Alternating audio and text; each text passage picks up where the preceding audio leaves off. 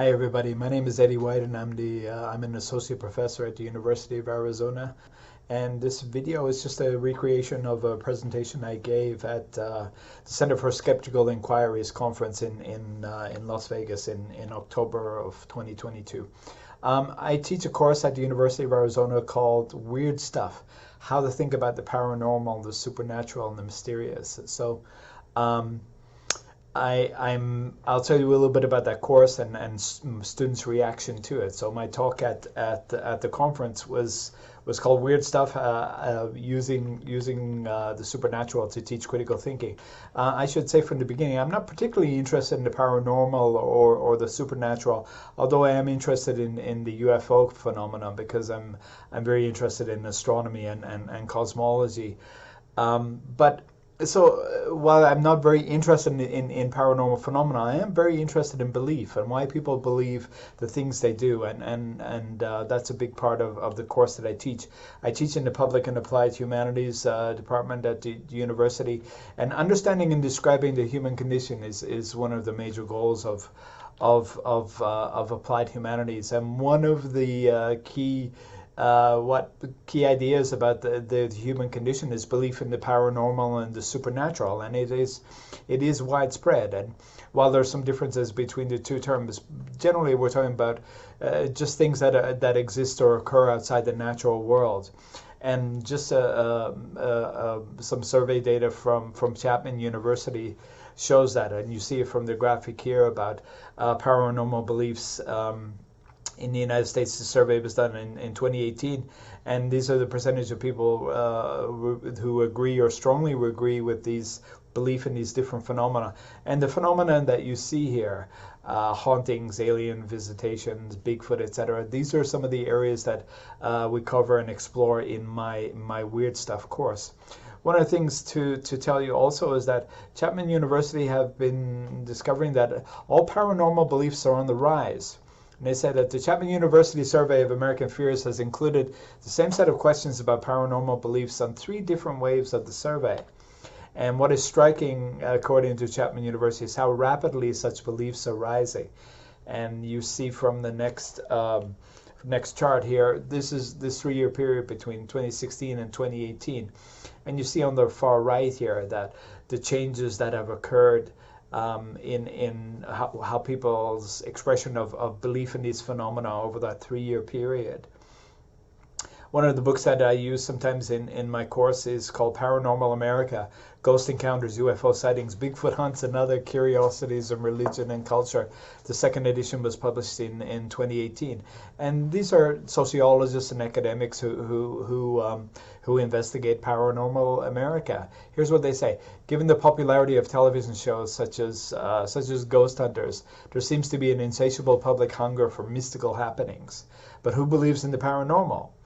A significant number of Americans hold these beliefs, according to the authors, and they conclude that for better or worse, we undoubtedly live in a paranormal America. And I guess I would add that we live in a paranormal world. Of course, these beliefs are widespread among many countries and many societies. In 2021, Daniel Loxton published an article in Skeptic magazine. It's called "The Fringe is Mainstream," and his subtitle was "Why Weird Beliefs Are a Normal, Central, Almost Universal Aspect of Human Affairs." And that is one of the things that we get into in the course, that belief in the paranormal and the supernatural is so widespread, and it's on the rise. So the course I teach at the University of Arizona, I developed it in 2018 and have been teaching it since 2019. It's popular with students. Usually I have 50 students in a class, and I usually, every semester, I teach both an in-person and an online version of the course. And yeah, since 2019, approximately 900 students have taken my course, and students are attracted to the supernatural content, but critical thinking and skepticism are major course principles and also practices. And practices is highlighted there too, because we realize, and as I talk to students about that, critical thinking needs to be practiced also.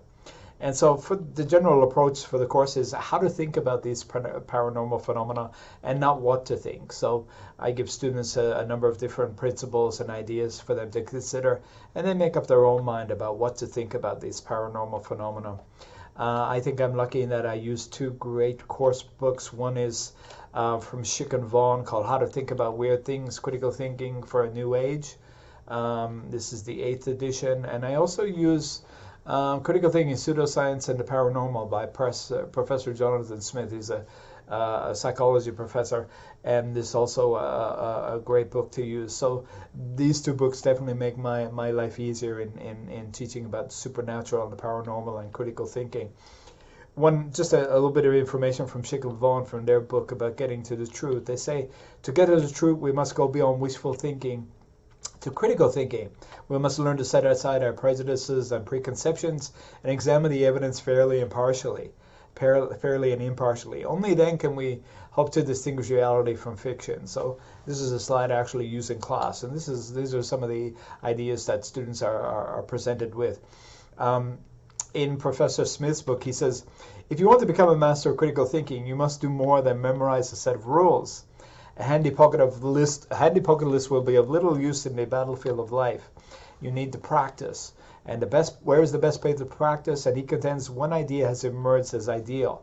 The world of ghosts, astrology, psychics, miracles, alien abductions, and magical cures. This is the world of the paranormal, the world of claims beyond science. And I definitely agree with him. This is the world of the paranormal, supernatural is a fantastic arena for practicing critical thinking. So my course is literally about these three things. It's about the paranormal, the supernatural, of course, and it's also about critical thinking. It's also students get introduced more to the idea of skepticism and bringing a skeptical attitude to some of these paranormal phenomena. And I remind students also of something that comes from the Paranormal America book, and they write that they say people are the focus of our inquiry. And I tell my students that in our course also people are very much the focus of our inquiry. And why? How do these different paranormal phenomena affect people? And why do some people accept these ideas? And why do some people reject them? So people are very much the focus of our inquiry for the course also. You may be familiar with the good critical thinking values from the Foundation for Critical Thinking.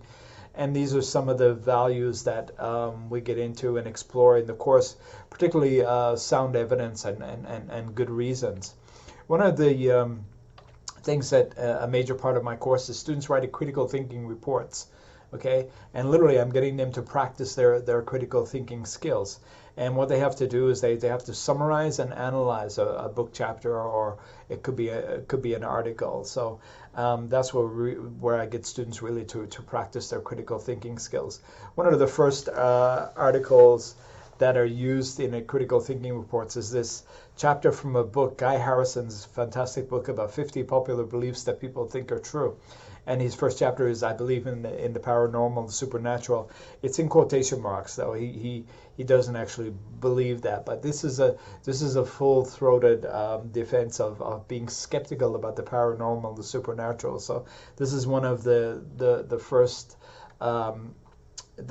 articles or book chapters that students write about. Here's what one student has to say in her analysis.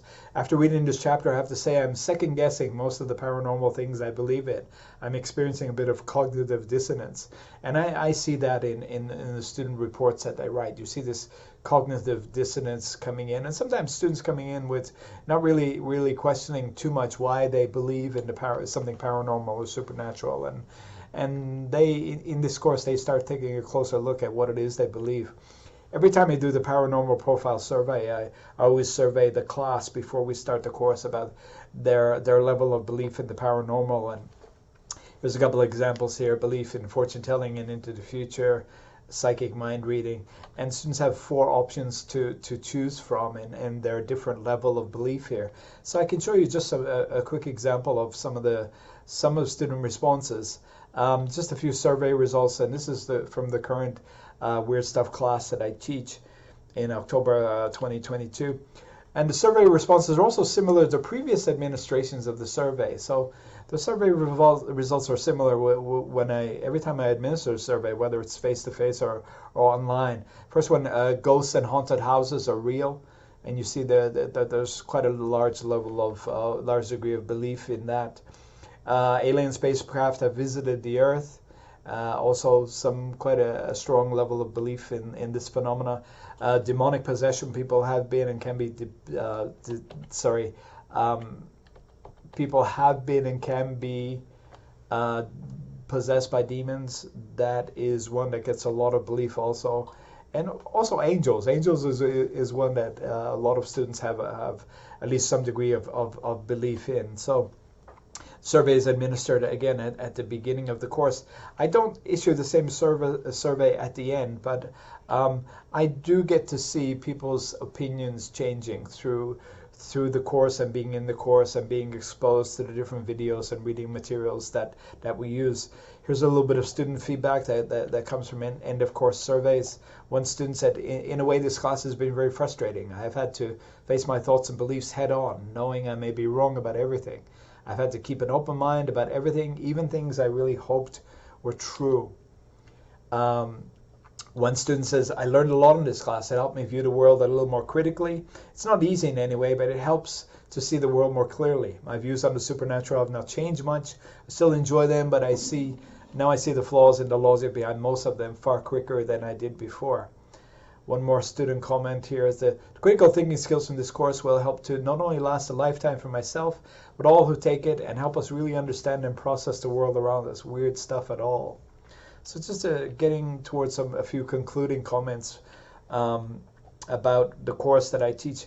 In the article I mentioned earlier from Daniel Loxton, in his article, The Fringe is Mainstream, he writes, we need a robust community of focused, rigorous scholars of weird things. We need the ongoing capacity to track new developments in the ecosystem of belief and refine our understanding. His dream, my dream, for every major university to have a department devoted year-round to the critical study of paranormal, pseudoscientific, and conspiratorial beliefs. So I joked at the conference that maybe I'll be coming back in a few years reporting that I'm heading a new department at the University of Arizona. Richard Dawkins Foundation for Reason and Science, and he writes about what we do. And Professor Dawkins says this, critical thinking is the real savior of mankind. My foundation promotes respect for people who hold critical thinking as a cherished personal goal and use it in day-to-day life. And that last part is highlighted there because I guess that's what I'm trying to do in my class too. And and teaching students to, critical thinking is a life skill and holding critical thinking as a cherished personal goal. I'm sure you're probably familiar with Michael Shermer and his book, Why People Believe Weird Things. And Professor Shermer says, it's for those folks and for those in the middle who are uncertain as which direction to lean that I think debates as this can make a difference. So get students coming to class and maybe they're kind of fixed in their mindset about supernatural, the paranormal, either strongly believing in it or skeptical of it. But you get a number of people that are kind of on the fence and they're not sure which way to lean. So Professor Shermer says, if we can offer a natural explanation for apparently supernatural phenomena and make 3 or 4 simple points about science and critical thinking so that listeners can learn how to think instead of what to think, then I believe is well worth the effort. And again, I guess this is what I'm kind of doing in the Weird Stuff course that I teach at the University of Arizona, and just impacting maybe some of those students who are kind of sitting on the fence of which way to lean. Professor Shermer, he made this comment from an earlier video that I use in one of my in the course. He says there's no such thing as the paranormal or the supernatural. There's just the normal, the natural, and the things we haven't explained yet. And I show this to students and we consider it. And I guess Dr. Shermer would say that the weird stuff, I'm teaching a course about something that actually doesn't exist. And but he would also agree, being an expert in the area of belief, that belief in the paranormal and the supernatural is definitely something that exists, and as I mentioned, it's growing more and more. So I guess I consider what I do to some degree is leading horses to water, and the horses I refer to are the undergraduate students at the University of Arizona who take my course, and we get into supernatural and paranormal things in the course, of course, but they also get to drink from critical thinking waters and also from the waters of skepticism. So I just like to wrap up and end with one of those undergraduate horses in my class, and here's what she wrote. This course has had such a great impact on me. Weird Stuff taught me a vital skill that is going to be forever applicable in an ever-changing society. I'm beyond thankful that someone was able to open my eyes and show me that there are other ways of thinking than just my own. Okay, so just a summary of the course I teach and some of the impact that it's had on people here at the University of Arizona. Thanks for listening.